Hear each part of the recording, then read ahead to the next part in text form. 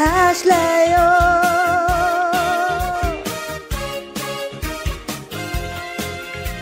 לגור ברחם פאר ובפונדוס להתחבר, לעבוד כל אחת צהריים, לספק ובראש שניים, להזרים דם בצבע אדום כדי שהעובר ייוולד בשלום, לא לגרום שוב לרעלת, לא להיכנס להבחנה המבדלת, לא להיפרד לעולם, לא להינעץ אף פעם, זרימות קינות בעורקים גם אם בפתח משתרשים.